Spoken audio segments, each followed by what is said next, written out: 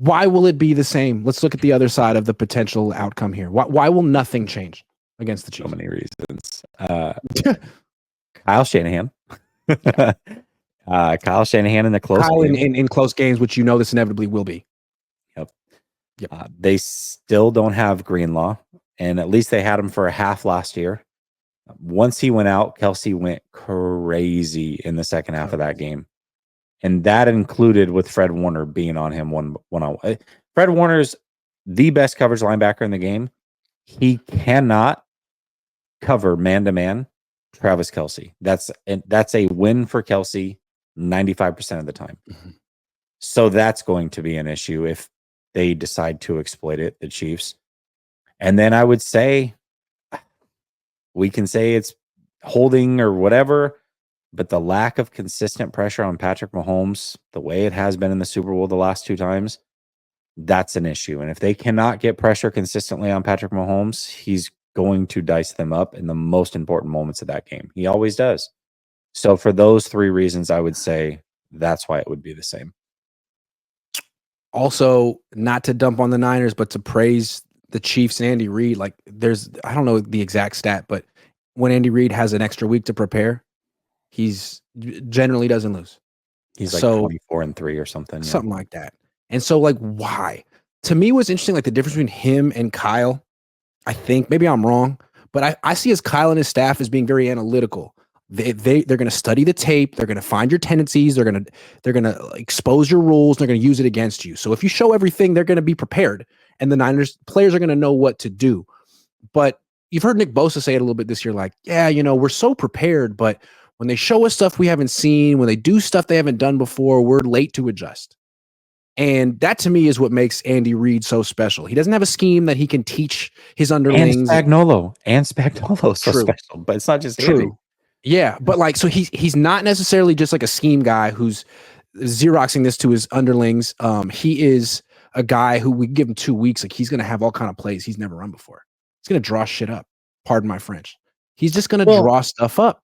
And in the Super Bowl 4 years ago, they got the guys doing ring around the rosy. Like he has fun with it, and you can't fully prepare for what he's going to do, especially when he's got 2 weeks to get freaky with it. He's going to get freaky with it. He will. Last year, the play that they had ran on that 4th down of that final drive, it had been something like 3 years since they had ran that exact play. So yeah, he's going to do crazy stuff. 2 years ago, remember in the regular season when they just came in and blew the 49ers out in CMC's first game with the 49ers?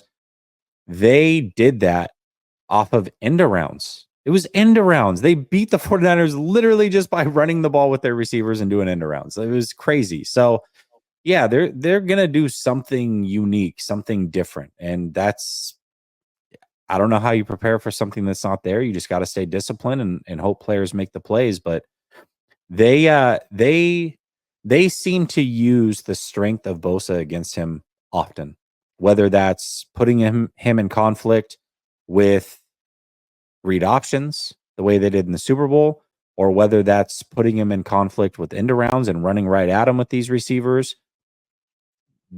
They see something in Bosa, and they like that matchup for whatever reason. And I think that's another thing that to me makes Andy Reid so good. It's not just about this is our scheme and this is what we do. It's like, no, Bosa. I can see something in this player that the rest of the league can't see, and I'm not afraid of him. I see his weaknesses, and I'm going to use them against him. I'm going to turn him from a positive impact player to a negative impact player. No one else can do that to Nick Bosa, but Reid has done it. Can do it, might do it again. I don't know. It's the same way that Shanahan did with Aaron Donald. Nobody could figure out how to neutralize Aaron Donald, but Shanahan could. Shanahan had something. You got to give him credit for that. And you know what he had? Andy Reid has done the same thing with. I know where you're going with this. What are you gonna say?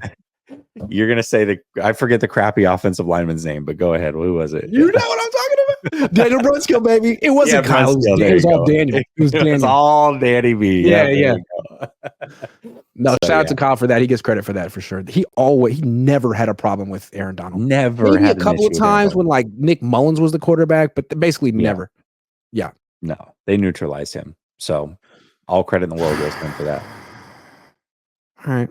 Well, I didn't give tickets away to the Chiefs game for a reason. Maybe it was a mistake. I figured, Niner fans want to go to see a win. Maybe not in the 90-degree heat. So I made a business decision. Maybe I was wrong. This game's a pretty big one. It's a pretty freaking big game. Juan Jimenez says Kittle said hi to Buda Baker after he got pancaked. Damn. I do love that matchup though. Buda and Kittle is like primetime TV. Agree.